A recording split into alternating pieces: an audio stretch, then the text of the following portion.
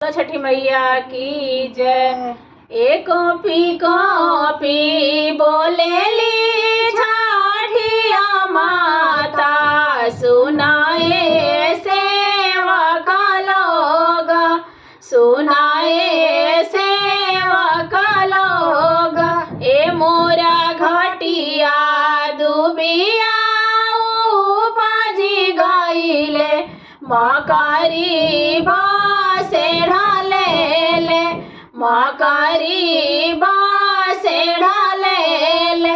ए हाथ जोड़ी बोलाले राजेश बाबू, सुनिए छठिया माता, सुनिए छठिया माता। ए हाथ जोड़ी बोलाले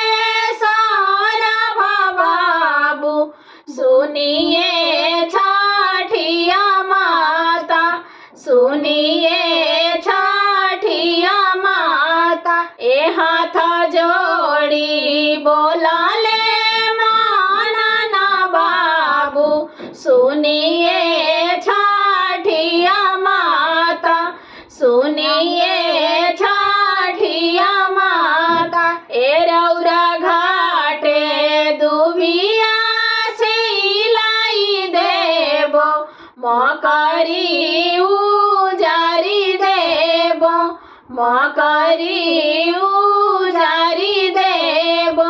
चंदन छिड़की देव, चंदन छिड़की देव।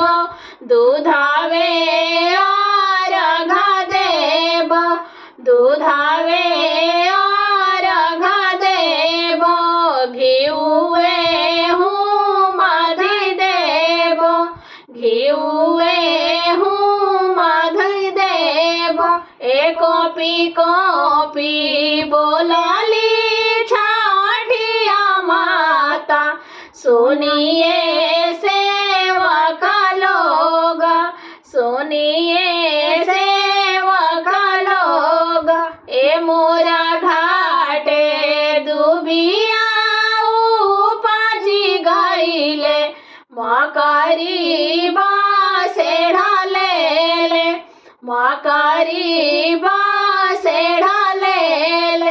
ए हाथ जोड़ी बोलाले विजया बाबू, सुनिए छठिया माता, सुनिए छठिया माता। ए हाथ जोड़ी बोलाले सुनिए छठिया माता, सुनिए छठिया माता। ए रौरा घाटे दुबिया छिलाई देव, मकरी उजारी देव, मकरी उजारी देव। चंदन छिड़की देव, चंदन छिड़की देव। दूधरेली पाई देव, गोबरेली पाई देव।